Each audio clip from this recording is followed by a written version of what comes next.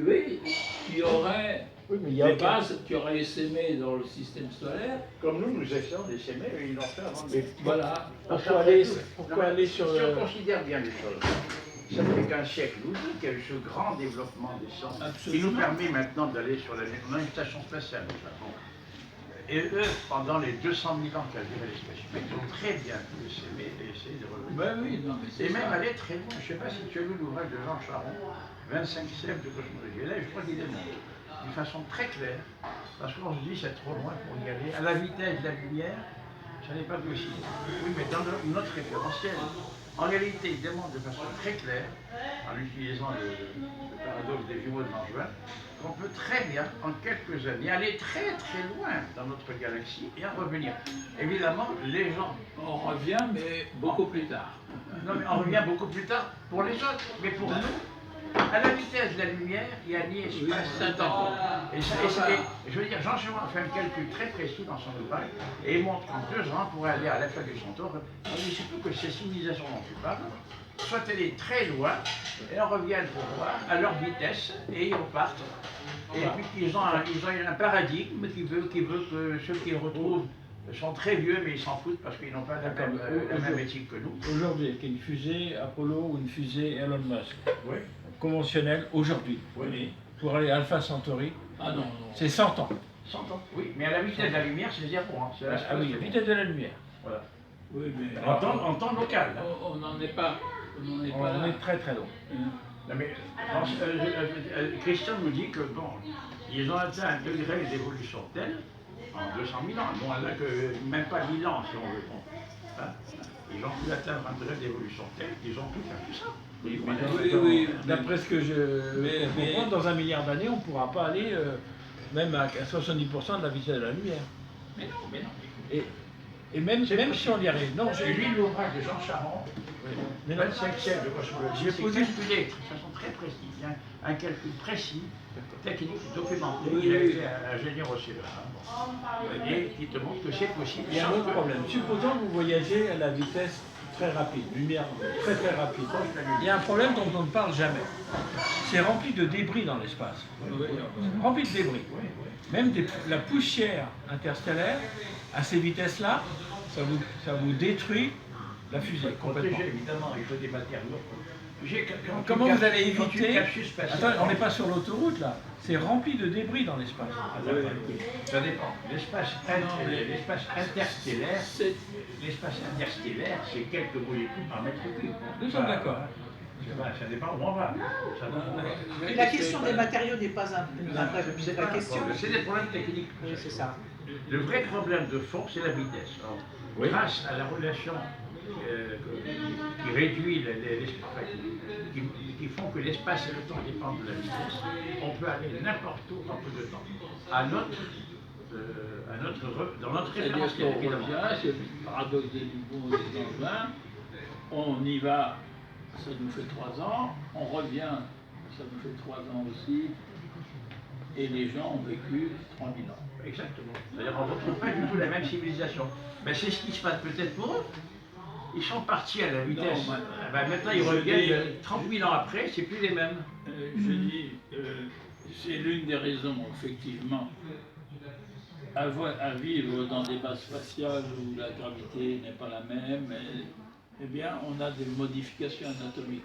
Quand Thomas Pesquet revient, il ne peut pas marcher en bonne portée. Hein.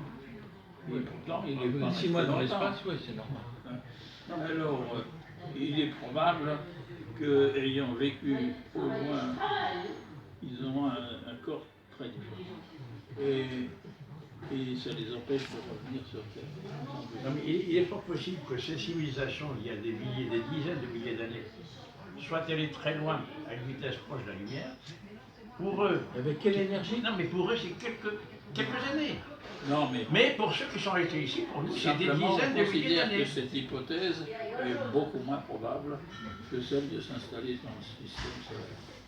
Oui, bon, Pourquoi il n'y a aucun vestige sur la Lune, qui est tout près? On n'a rien pas exploré. On n'avait pas exploré la Lune. Non. Elle est cartoriée, vous allez sur Google Moon. On fait des photos. la Mais il n'est pas planète question de habitable, s'installer à la surface. c'est beaucoup trop dangereux. Le moindre météorite te fout en l'air. On s'installe en profondeur. C'est la seule solution. Je me posais une question historique. Donc tu disais que jusqu'au début du 19e siècle, on ne croyait pas à l'existence des météorites, alors qu'ils étaient connus dans Non, l'Antiquité. mais attention, les scientifiques refusaient de leur attacher un intérêt scientifique. Voilà. D'accord, donc c'est sans doute que je dis. Mais tu sais qu'au début du siècle, il y a un météorite qui s'est abattu en Sibérie. Oui. Oui, a provoqué un désastre. Le 30 juin 1908, oui. Et on sait maintenant qu'il y a 65 millions d'années, c'est eux qui ont provoqué l'extinction des dinosaures. Oui, ben là aussi. Et grâce à ça, l'Homo sapiens est arrivé. Exactement. Sinon, Exactement. on n'aurait pas Les- survécu. les voies du Sinon, Seigneur on aurait étaient été mangés dinosaures. au Les voies du Seigneur sont impénétrables. S'il n'y avait pas eu ce météorite, on ne serait pas là pour en discuter. Oui, oui, bien sûr. Parce que l'homme, c'est quand même un animal très bizarre. Il a un cerveau 3 fois plus gros Il ne que s'agit le pas de chimpanzé. ça.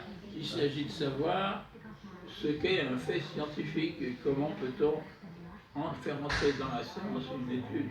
Hein, parce que C'est vrai que c'est vrai que le 19e siècle est un mélange de scientisme très matérialiste, et puis d'occultisme très évaporé. C'est un mélange un peu explosif de deux courants qui sont tous les deux. Bon, alors là, j'ai un exemplaire pour celui qui voudrait me faire des objections et des remarques. Et les Russes, alors en parlant des Russes, hein, C'est pas vous ou pas? les Russes, ils y croient à cette théorie? Ils sont Oh, les convaincus? Russes. Il ne croit pas en Dieu déjà. Christian, ça a été publié ou pas? Christian, ça a été publié ou pas ce truc? Cet exemplaire, il a été publié ou pas? Est-ce que Non, c'est un il- très prix, toi? Ou un Il n'a pas prix? été publié. Ça a été publié, non?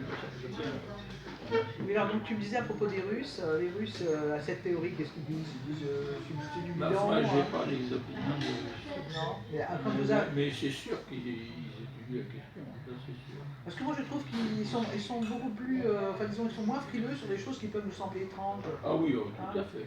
Hein. Par exemple, sur la médiumnité, j'avais vu un reportage vraiment très intéressant où on avait, en fait, ça se passait au niveau étatique, quoi. En fait, c'était au ministère, on s'intéressait en fait à la télépathie. Je parle des Russes. Hein. Alors que nous, ici, on se serait moqué de, je sais pas, du ministre qui aimait l'élection. Ben, les Russes, En ils sont. France, Les Russes, en ils France, sont on a restés à toujours la. fait ça. Hein, remis au président de la République et à M. Lionel Jospin. Oui, mais à l'époque, Mitterrand, Mitterrand était un peu particulier quand même. Lui aussi, il avait. Tu sais que Mitterrand, contrairement au Mais régime. la preuve que ça intéressait, c'est Non, que mais la moitié des journaux du excuse-moi. monde, on en parlait. Christian, excuse-moi, Mitterrand, que je n'aime pas du tout sur le plan politique, avait quand même une qualité, c'est que lui ne recevait pas des chanteurs pop ou des rappeurs noirs ou je ne sais pas qui à l'Élysée, mais des prix Nobel, n'est-ce pas? Voilà, c'est quelqu'un qui recevait des prix Nobel. Moi, quand j'avais invité Prigogine une fois, à un moment donné, bon, il me dit, écoutez, je dois partir. On était sur le quai, tu sais, là où se trouve le CNRS, le quai Anatole France. Et je vais, vous allez où là? Je peux vous inviter à déjeuner? Il m'a dit, non, j'ai rendez-vous avec le président Mitterrand. Et par où on peut traverser pour aller à l'Élysée? Il avait rencontré le président Mitterrand. Mitterrand recevait des prix Nobel à l'Élysée. Il a même une conférence de prix Nobel. Voilà. Alors que Giscard recevait des éboueurs, Sarkozy des chanteurs pop, Macron des chanteurs rap, je veux dire, c'est vraiment Alors n'importe j'ai une quoi. anecdote là-dessus. On est- Le président Kennedy, une fois, a invité tous les prix Nobel à la Maison Blanche. Je ne sais pas si c'était les prix Nobel américains, la plupart sont, mais tous les prix Nobel. Et Kennedy a dit, vous savez, la dernière fois qu'il y avait autant d'intelligence dans cette pièce, c'était lorsque Jefferson était là, tout seul. Lorsque Jefferson était là. J'ai pas compris pourquoi. William Jefferson était là. Le président Jefferson. Ah oui, d'accord. Paraît-il était extrêmement intelligent. Oui, ça c'est vrai. Équivalent de tous les prix Nobel vivants. Voilà une boutade. C'était Kennedy. Une boutade. Non, mais comment ça a été accueilli, je veux dire, dans la communauté scientifique, là, ton rapport? Ah ben, ça, très ambivalent. Il y a eu des pour, il y a des contre. Ah, comme toujours. Et, non, mais je veux dire, à quel pourcentage, par exemple, les pour et les contre? c'est pas très poli de répondre à cette question. Non, mais je crois qu'on en est aujourd'hui. Parce que j'ai l'impression tout de même que ça laisse quand même, disons, rêveur beaucoup de Non, gens. mais Hein. ça a été présenté par André Lebeau, par exemple, président du CNES. Hein, Il est courageux, hein. ben, Mais à mon avis, ils n'étaient pas tous courageux. Ils n'ont pas tous été courageux, hein, non. comme le professeur André Lebeau. Parce que c'est un truc à vous discréditer sur le plan scientifique quand même. Ah, Hein. oui. Hein. C'est-à-dire qu'un type extrêmement sérieux. Il y a des gars qui veulent pas, ils disent c'est pas sérieux, je veux pas y croire. Bon, quand ils sont bloqués, on ne peut rien faire. Oui, mais il y a ceux qui croient, qui pensent que c'est vrai, mais qui ne vont pas apposer leur signature parce que justement ils ont peur d'être discrédités. Ah bah, Même s'ils sont complètement emballés par la théorie. Non, mais je crois que ce qui s'est passé, c'est qu'on a mélangé des faits, bon, apparemment d'après ce que dit Christian, c'est des faits observés, photographiés, radarisés, tout ce que tu veux, et puis des théories fumeuses dont les théosophes et autres ésotéristes se sont emparés pour faire valoir leur idée. Tu sais, bon, je veux dire, tous les machins. Les raéliens et compagnie. Mais médecine ayurvédique, on parle d'énergie, l'énergie, pas évidemment, énergie égale MC2, on parle d'énergie, mais quelle énergie? De quoi on parle? Ce sont des gens qui veulent absolument faire coller les découvertes scientifiques modernes avec des philosophies anciennes, hindouistes, chinoises, etc. Et ça fait pas sérieux. Il aurait fallu en rester aux faits. Tu vois, voilà les faits. C'est ce qu'a fait Pasteur. Pasteur, les gens n'y croyaient pas. Il a mis 20 ans à convaincre le public médical. D'ailleurs, il n'était pas médecin, tu vois. Il faut d'abord commencer par les faits et se limiter aux faits. Mais si on accepte l'intrusion d'ésotéristes, de théosophes, de spiritistes et de farfelus, là, forcément, les gens ne croiront pas. Moi, ce qui m'intrigue, si tu veux, c'est par exemple la construction des pyramides. Ça, c'est un truc, je me dis, mais comment des gens, à cette époque-là, ont pu construire... Voilà, ça, il y a des grandes questions concernant, je dirais, un certain nombre de vestiges qui restent du passé et qui laissent quand même... des centaines de milliers de morts pour le construire. Oui, mais est-ce qu'ils n'ont pas bénéficié, parce que d'après ce que j'ai compris, la façon dont ça a été construit, etc., est-ce qu'ils n'ont pas bénéficié de connaissances antérieures, tu vois?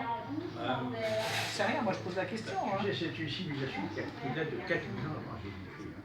Donc les prêtres, qui avaient l'air de travers, qui observaient les étoiles, qui observaient la nature, ont dû avoir des connaissances qu'ils n'exprimaient pas de la même façon que nous, mais qu'ils ont utilisées sur le plan technique.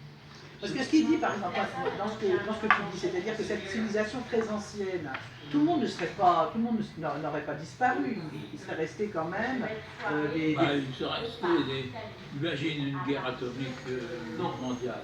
Oui. Hein, qui va rester des gens qui sont dans une vallée bien protégée, tout à fait reculés, tout ce que tu veux, Tout à fait. dans le Caucase, ou je sais pas où. Hein, et puis ils se retrouvent avec le souvenir d'une grande civilisation, mais ils n'ont plus que des moyens archaïques pour vivre et ils ont une vie très dure. Alors pour eux, ils parlent de perdu. Mais comment veux-tu qu'ils ne fassent pas une construction de vie? Ça me paraît évident. Puis la transmission des connaissances, je pense par exemple à tous ces gens-là qui auraient survécu éventuellement, est-ce qu'ils n'auraient pas transmis d'une manière ou d'une autre un certain nombre de connaissances? Mais il y a des connaissances qui sont intransmissibles si on n'a pas les moyens de le montrer. Hein? On dit le ballon va monter dans l'atmosphère parce que l'air chaud, etc. Si tu n'en as pas, si tu ne peux pas en construire, les enfants, les petits-enfants, ils ne sauront plus. Non, mais je crois qu'il y a une partie des connaissances qui ont été transmises aux grands prêtres, aux grands sages de l'Égypte, de la Mésopotamie. Ça tombe pas du ciel, ces choses-là. Oui, moi j'ai l'impression, oui, c'est l'idée que j'ai, en fait, que tout n'a pas été perdu. Si on va dans ce sens, c'est-à-dire dans le sens de la théorie d'une ancienne civilisation, etc., c'est que tout n'a pas été perdu et que probablement il reste des connaissances, enfin il y a un certain nombre de connaissances qui ont pu être transmises malgré tout, même si on n'a pas forcément les outils, les objets pour pouvoir, expérimenter. Quand tu vois, si tu lis le Lévitique, les lois mosaïques, tu verras les gestes barrières la distanciation, l'écartement, etc., pendant un certain temps, et ça. Tout ça, alors, ne me dis pas que ça a été révélé au Sinaï, ça vient évidemment de l'Égypte, avec qui les Hébreux étaient en contact. Ils ont hérité de la Mésopotamie, ils ont hérité de l'Égypte, et c'est des choses très précises, hein. Une analyse presque médicale des différents types de lèpre. Tout ça, c'est pas tombé du ciel. Il fallait bien que pendant les milliers d'années qu'ont duré les civilisations mésopotamiennes, il y en a eu plusieurs, et la civilisation égyptienne avec plusieurs dynasties, ces gens-là aient trouvé des choses ou aient hérité d'anciennes civilisations. Il ne faut pas oublier que l'humanité est née en Afrique, l'Égypte c'est en Afrique, et il y a eu continuité entre les connaissances anciennes, si connaissances anciennes il y avait, et puis ce qu'on a retiré, ce qui en est resté, ce qui est passé chez nous. Je pense que... Je voudrais montrer quelque chose qui est ça est étonnant. Si j'ai bien compris, Vous avez une carte de l'Arctique. L'Arctique. Oui, et la Terre vue du du pôle Nord. Hein. Alors vous avez l'Amérique, le Groenland, l'Europe, l'Asie. Bon. D'accord. Là, la deuxième carte, c'est l'étendue de la glaciation. Alors, en Europe, c'est l'Angleterre, le nord de l'Allemagne, la Scandinavie. En Asie, c'est le nord-ouest de la Sibérie. Mais la Sibérie orientale est épargnée. En Amérique, c'est la moitié de l'Amérique du Nord. Jusqu'au Grand Lac, jusqu'à New York. Oui. Alors, on trace un cercle qui contient tout ça, et on constate qu'il n'est pas du tout centré sur le pôle actuel. Hein, il est, son centre est à une douzaine de degrés du pôle actuel, du côté du Canada. Le pôle géographique ou magnétique? Le pôle géographique. Alors, l'idée, c'est que il y avait 50 millions de kilomètres cubes de glace sur ces régions, et le pôle devait être à peu près au centre de cette calotte circulaire. Et c'est la fonte de cette glace qui déséquilibre la croûte terrestre. La Terre est quasiment sphérique, c'est donc beaucoup plus facile d'avoir un mouvement d'ensemble que des mouvements de deux plaques l'une par rapport à l'autre.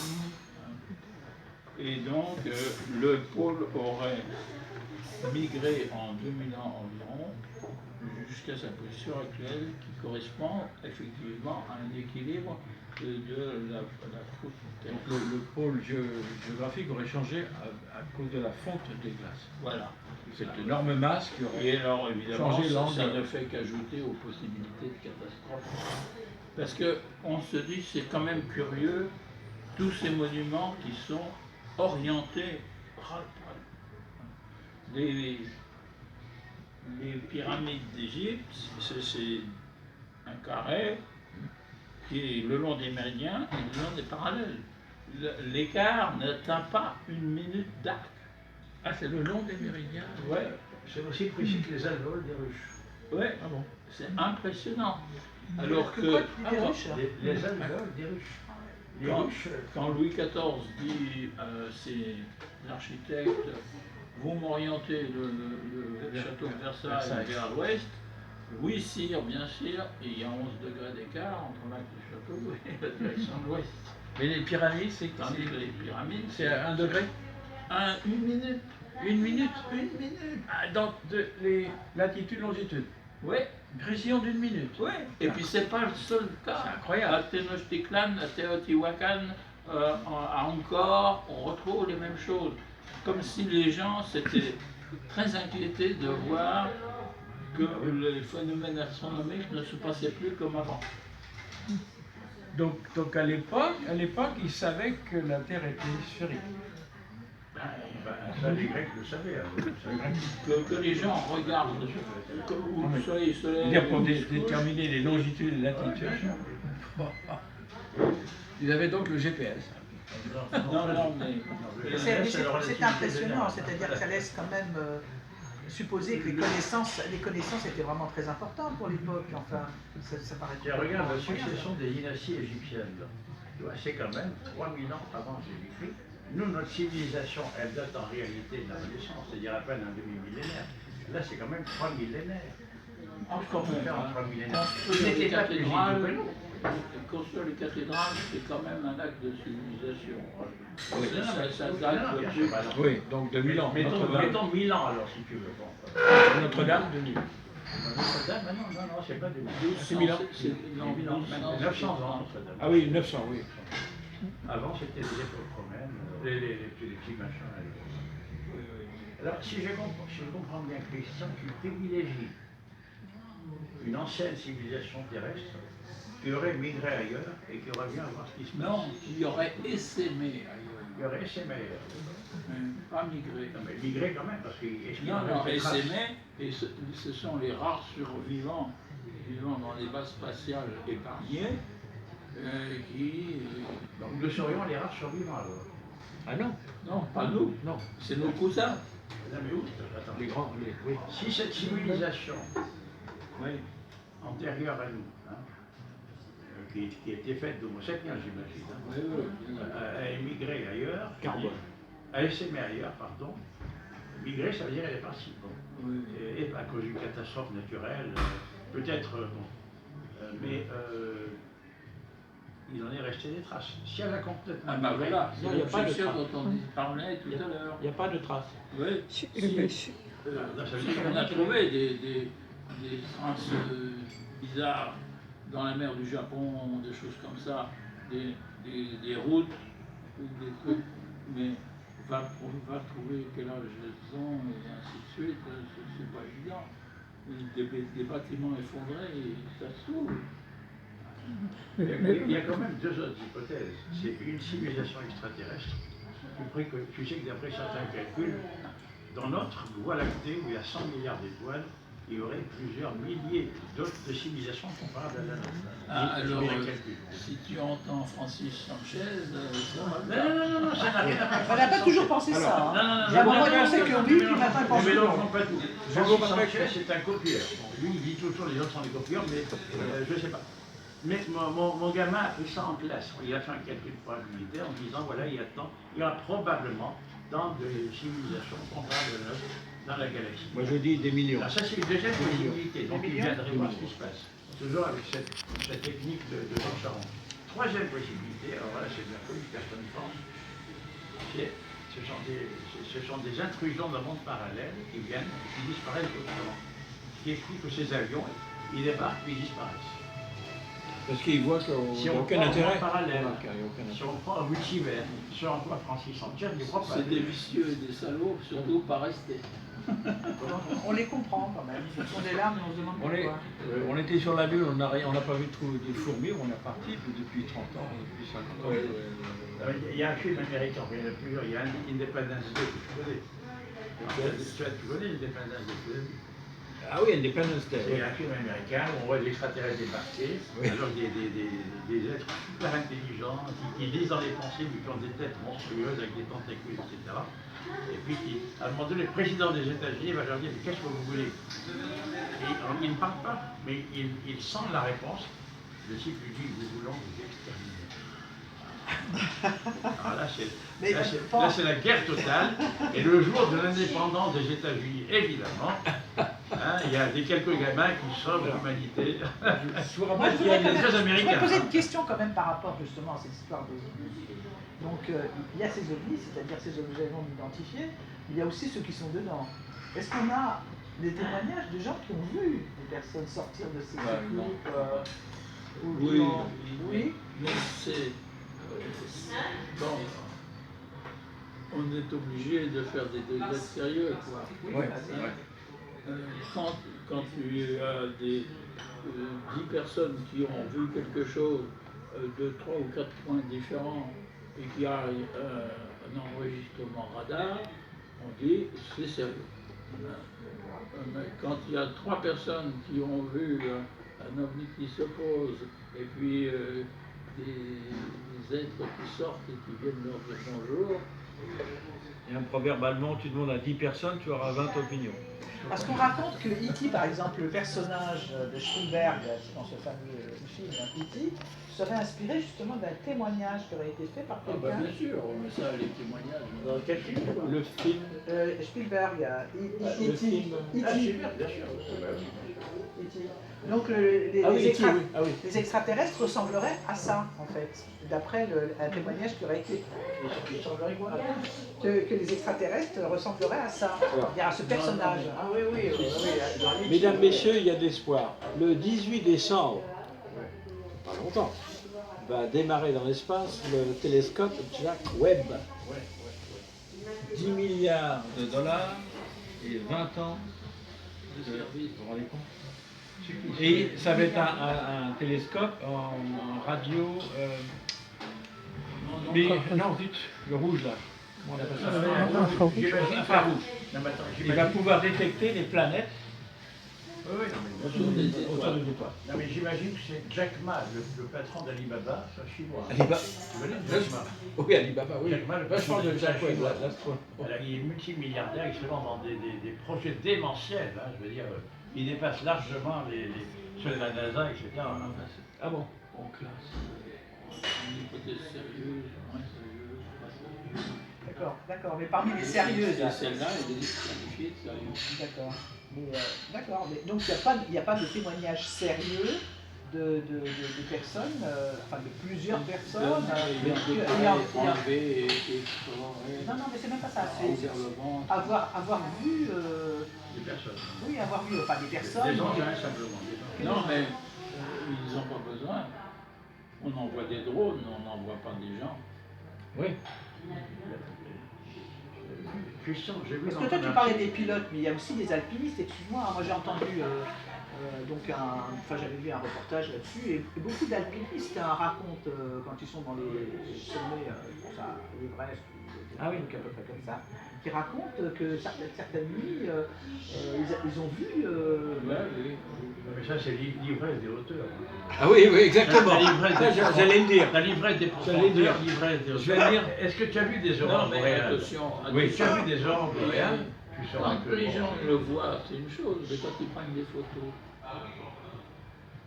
Les aurores boréales, on alors prend des photos. il faut vraiment les qualifier de trafiquants et de malhonnêtes pour refuser le témoignage. Ah bah avec Photoshop, on fait pas mal de trucs. Christian, dans ton article, j'ai vu qu'il y avait des lentilles. On parle pas sérieusement d'un sujet sérieux quand même, hein. Tu vois, nous-mêmes on n'a pas l'air vraiment d'y croire, j'ai Dans ton l'impression. Hein. article, j'ai vu des lentilles, des photos de lentilles atmosphériques dans ton rapport là. Est-ce que ça vous rappelle simplement des illusions d'optique, des sortes des phénomènes atmosphériques? Là, tu as des photos de Cette lentilles question a atmosphériques. été étudiée très très sérieusement, effectivement. Évidemment, Tu vois, les lentilles dont je parle, elles sont dans ton rapport. Oui, il a dit que les illusions d'optique, enfin cette idée Alors. peut-être d'illusion d'optique, ça a été étudié très sérieusement et donc Alors, moi, ce qui d'après- m'étonne, ce que dit Dr Marshall, que les Américains ne voulaient pas entendre parler. Ben, Alors que moi, je peux vous dire qu'en tant que Californien, les Américains sont fascinés par ce par genre ça, de trucs. oui, mais ils aiment pas du tout Fascinés. que ce soit des étrangers. Halloween et qui tout, viennent voir. les trucs extraterrestres, ils sont fascinés depuis l'enfance. D'où Euro Disney, d'où. Oui. Je suis étonné que le Non gouvernement. mais c'est sûr, on a le sentiment que au moins le gouvernement américain, c'est des choses qu'il ne veut pas dire. Ah bah ça c'est clair. Ils n'ont pas de programme justement pour essayer d'être en contact avec. Aussi, Ah ben, bien sûr. Ah, si, Alors, si, si, donc si. s'ils ont mis de l'argent là-dedans, c'est qu'à mon avis, ils ont une Ah forte si si, il y a ça une remonte forte à. Vous vous hyper souvenez de pertinent. Carl Sagan qui avait développé la sonde sur Mars, là, la dernière.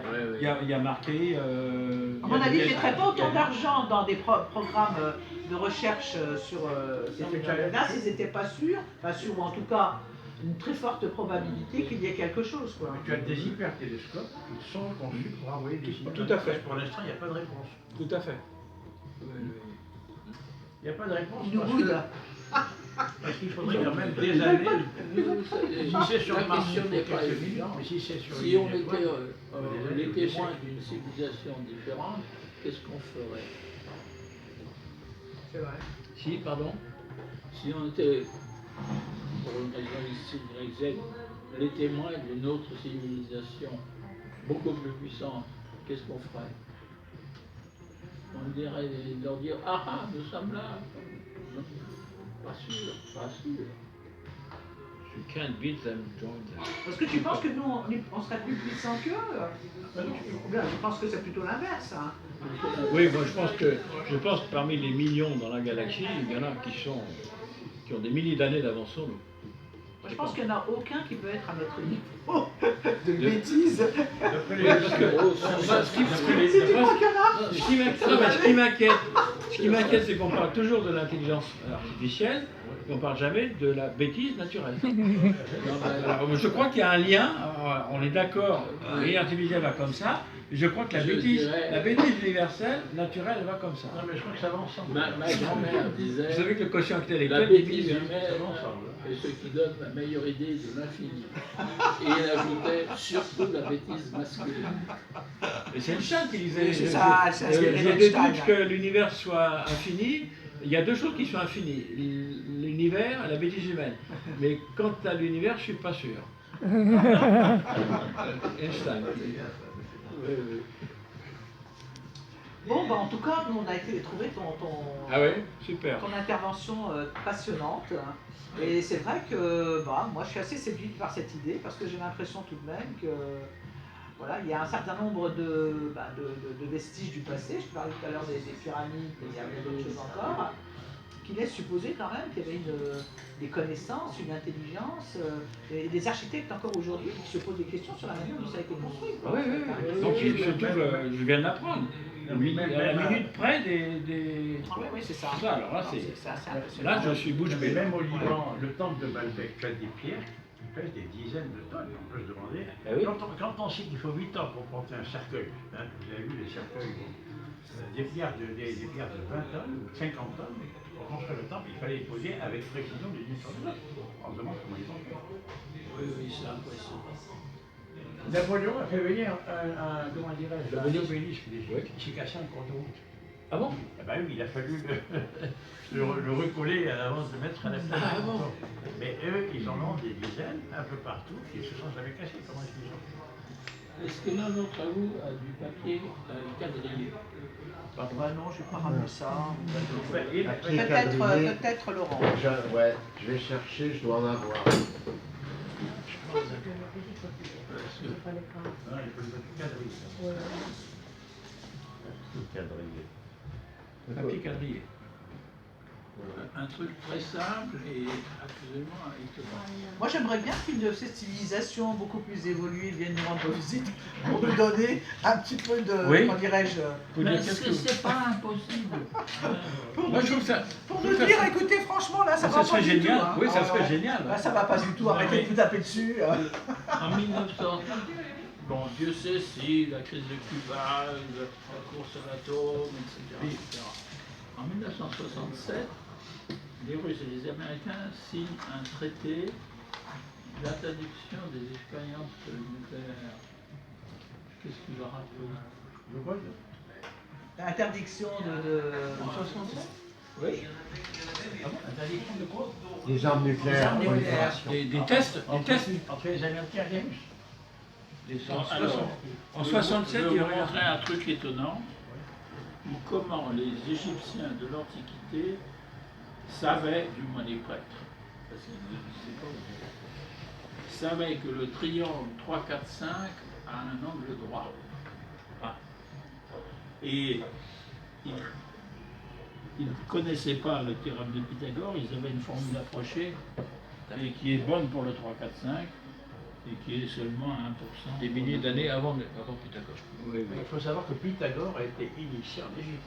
Alors, vous partez d'une origine. Mais il y en a plein qui Oh. disent que Pythagore n'a pas existé. Hein. Moi, j'ai des collègues de... Oh, c'est pas très méchant. Je connais bien notre ami qui dit que Euclide était égyptien. Hein, alors, regardez Beaucoup ça. de Grecs étaient égyptiens. En fait. Vous Oui, marchez c'est comme, d'Égypte. comme un cheval aux échecs.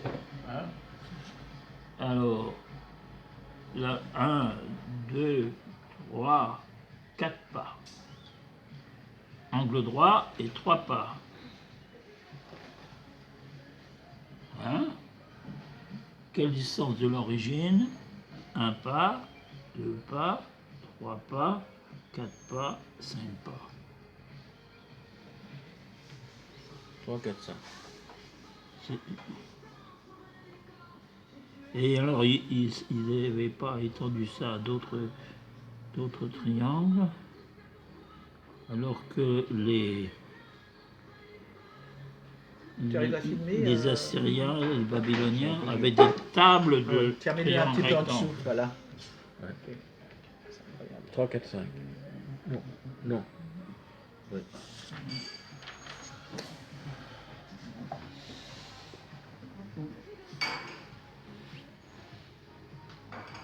Et alors, vous avez la corde à 13 nœuds, avec chacune un nœud coudé royal.